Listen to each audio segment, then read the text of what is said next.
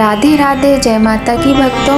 आप सभी का स्वागत करती हूँ स्पिरिचुअल ज्ञान साधना में और आप सभी से अनुरोध करती हूँ कि स्पिरिचुअल ज्ञान साधना को सब्सक्राइब कर लीजिए और बेल आइकन को प्रेस कर दीजिए ताकि आपको नई नई वीडियोस का नोटिफिकेशन मिलता है। बाहर प्रकाश चाहिए, भीतर प्रकाश चाहिए, घर में प्रकाश चाहिए, मन में प्रकाश चाहिए।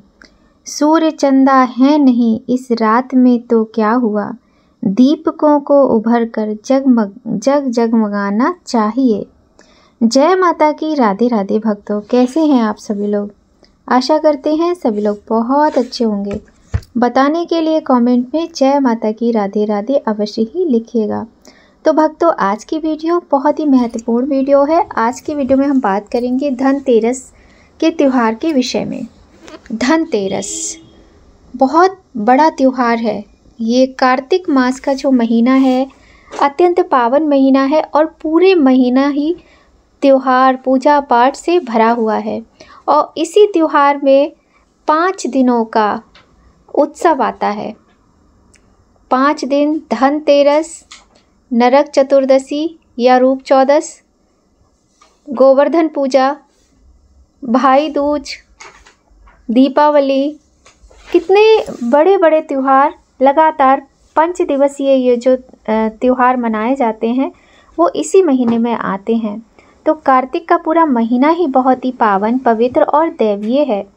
दैवीय कृपा से भरा हुआ इस महीने में जब धनतेरस का त्यौहार आता है तो सभी, चाहे कोई अमीर हो चाहे कोई गरीब हो, सभी के मन में एक अलग ही खुशी आ जाती है।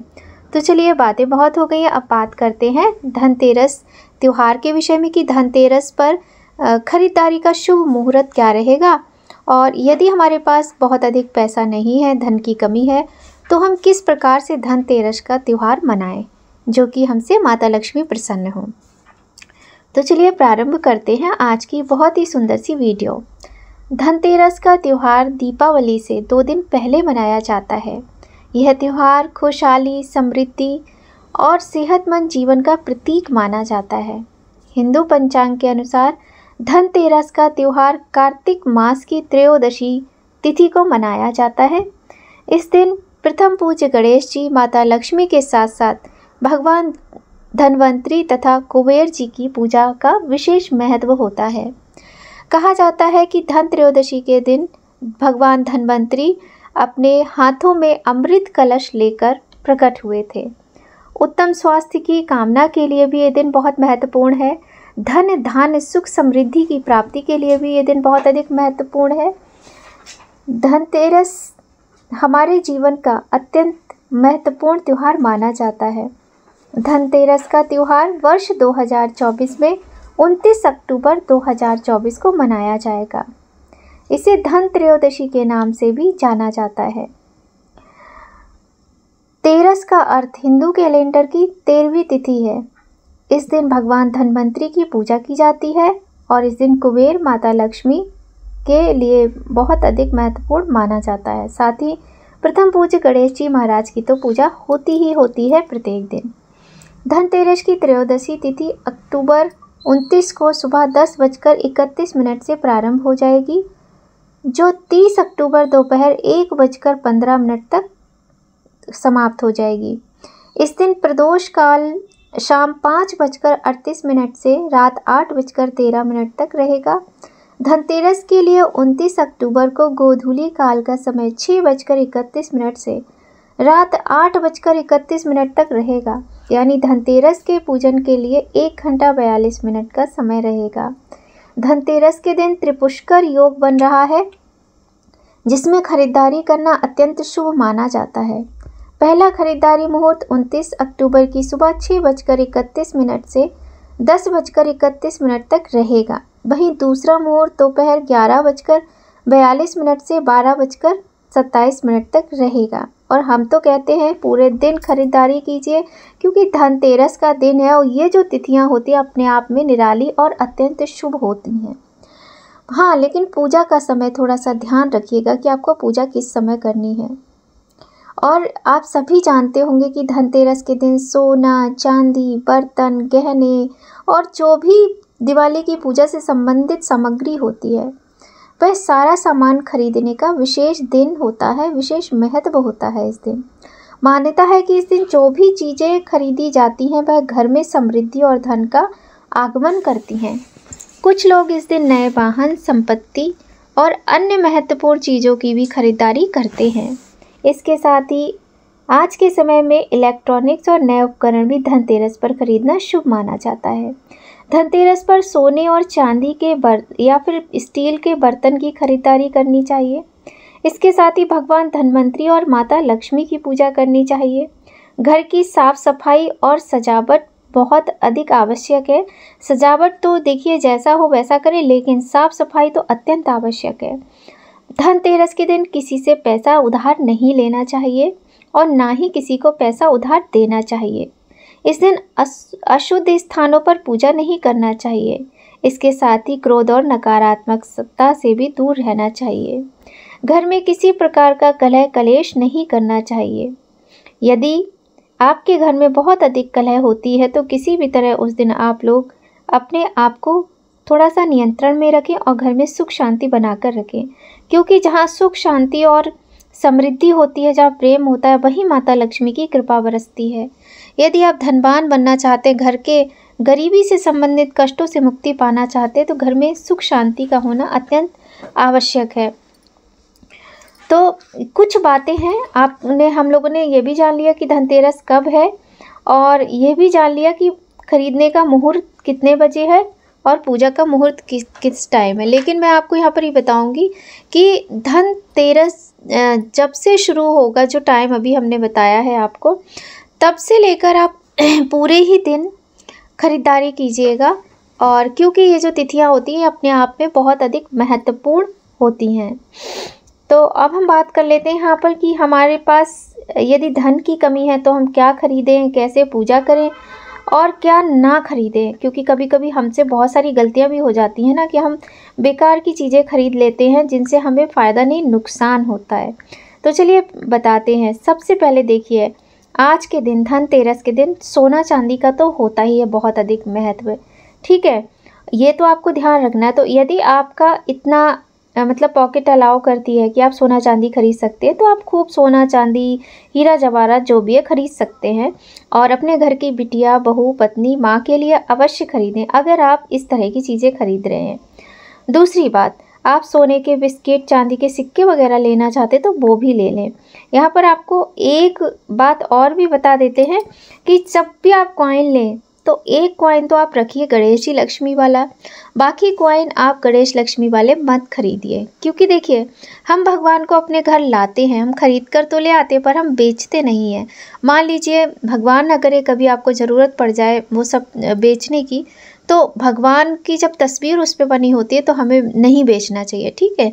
इसलिए हम यहाँ पर ये वाली बात कह रहे हैं कि आप इस चीज़ का विशेष ध्यान रखिएगा। अब हम बात करते हैं कि जो लोग सोना चांदी नहीं खरीदते हैं वो क्या खरीदें। तो देखिए, इस दिन सबसे जो महत्वपूर्ण चीज़ है, मिट्टी का एक छोटा सा कलश, मिट्टी के बर्तन, मिट्टी के दिए जो कि आप दिवाली पर जलाएंगे, बल्कि 5 दिन हम दिए जलाते हैं। वैसे तो प्रतिदिन ही दीपदान कार्तिक मास में होता है, बहुत ही महत्वपूर्ण होता है, बहुत ही उत्तम फलदायी होता है, किंतु 5 दिन तो दीपदान करना ही होता है ना दीपावली पर। तो मिट्टी के दिए छोटे बड़े, डिज़ाइनर, सिंपल, जैसे खरीदना चाहें खरीद लीजिए। आप घर में भी लाके उनको पेंट करके और सुंदर बना सकते हैं। दूसरी बात, मिट्टी का कलश है, मिट्टी का घड़ा है, कोई सुंदर सा खरीद लीजिए, छोटा सा खरीद लीजिए और उसमें आप चावल भर के, अगर आप छोटा सा ले रहे हैं ना, जैसे छोटा सा समझ के ना, बिल्कुल छोटा सा, तो उसमें आप चावल भर के, अक्षत मतलब बिना टूटे हुए चावल भर के अपने पूजा मंदिर में रख लीजिए। उसको लाल कपड़े से बांध लीजिए। माता लक्ष्मी बहुत प्रसन्न होती हैं और धन समृद्धि बनी रहती है। साथ ही आप स्टील के बर्तन खरीद सकते हैं जो ज़रूरत के हों, और इस दिन पीतल खरीदना, तांबा खरीदना बहुत शुभ माना जाता है। तो कुछ भी नहीं, आप पूजा पाठ से, अपने घर के मंदिर से संबंधित छोटा सा कोई दिया है, छोटा सा लोटा है, चम्मच है, अगर धन की कमी है तो आप इस तरीके की वस्तुएं खरीद लें। और नहीं, धन की कोई ऐसी कमी नहीं है तो आप चाहें जितना खरीदिए, पीतल के बर्तन खरीदिए, तांबे के बर्तन खरीदिए, आजकल तो बहुत चल रहे हैं, और स्टील के बर्तन भी ले सकते हैं। कुछ लोगों के यहाँ तो रिवाज होता है कि 5 चीज़ें खरीदनी होती हैं, है ना, इस तरीके से। इसके अतिरिक्त इस दिन जैसे जो खील होती है, खिलौने, चीनी के जो खिलौने होते हैं जो पूजा में यूज़ करते हैं, और जो धान का लावा, हम उसे खील बोलते हैं, वो भी ख़रीदा जाता है। बताशा भी ख़रीदा जाता है, और घर में पूजा की जाती है तो उसके लिए फूल है, पान है, मिठाई है, वो ख़रीदे। अब भगवान की पूजा में मिठाई पीली और सफ़ेद रंग की मिठाई का इस्तेमाल आप करें। बेसन के लड्डू ले लीजिए, सफ़ेद रंग की बर्फ़ी ले लीजिए, ये भोग लगाइए भगवान को। और माता लक्ष्मी को शरीफ़े का फल ज़रूर चढ़ाइए, क्योंकि माता लक्ष्मी बड़ी प्रसन्न होती है, उन्हें शरीफ़े का फल बहुत अधिक पसंद होता है, बहुत ही प्रिय होता है। तो इन छोटी छोटी सी बातों का ध्यान रखें। इसके अतिरिक्त आप झाड़ू खरीद सकते हैं, और झाड़ू तो ज़रूर खरीदनी चाहिए। धन त्रयोदशी के दिन झाड़ू ज़रूर खरीदी जाती है। और झाड़ू के अतिरिक्त आप देखिए, अब हम ये जानते हैं कि मतलब ऐसा हम क्या करें जो हमारी गरीबी दूर हो, तो उसके लिए हम एक अलग से भी सेपरेट वीडियो भी लेकर आएंगे आपके लिए। तो आप धनिया ज़रूर खरीदिएगा। धनिया जो बीज होते हैं धनिया के, वो आप खरीद लीजिएगा, और इनको हम पूजा में इस्तेमाल करेंगे। वो हम कैसे करेंगे वो हम आपको बताएंगे। दीपावली पर पहनने के लिए यदि नए वस्त्र की परंपरा है तो आप वो भी ज़रूर खरीदिए, पर रंगों का ध्यान रखते हुए, चाहे बच्चों के लिए खरीदें चाहे अपने लिए। देखिए, तीज त्यौहार पर जब आप खरीदारी करते हैं तो थोड़ा सा ध्यान रखें कि काले, नीले, इस तरह के ग्रे, इस तरीके के रंगों का प्रयोग ना करें। इस तरह के रंग आप फिर कभी खरीद कर पहन सकते हैं, लेकिन तीज त्यौहार पर आपको शुभ रंगों का प्रयोग करना चाहिए, जैसे कि लाल है, पीला है, गोल्डन है, ग्रीन है, ऑरेंज, पिंक, इस तरह के जो रंग होते हैं वो खरीदिएगा। और भगवान गणेश जी और माता लक्ष्मी की मूर्ति भी खरीदी जाती है, तो यदि आपके यहाँ रिवाज है तो आप ज़रूर खरीदिए। इस दिन दीपावली पूजन हेतु लक्ष्मी गणेश जी की मूर्ति, चित्र और धन्वंतरी भगवान की पूजा के लिए उनकी मूर्ति भी खरीद सकते हैं। साथ ही जो हमने आपको बताया, खील बताशे खरीदे, इसके अलावा गोमती चक्र और कौड़ी ज़रूर खरीद लीजिएगा। ये आपकी धन समृद्धि को बढ़ाने में सहायक होते हैं।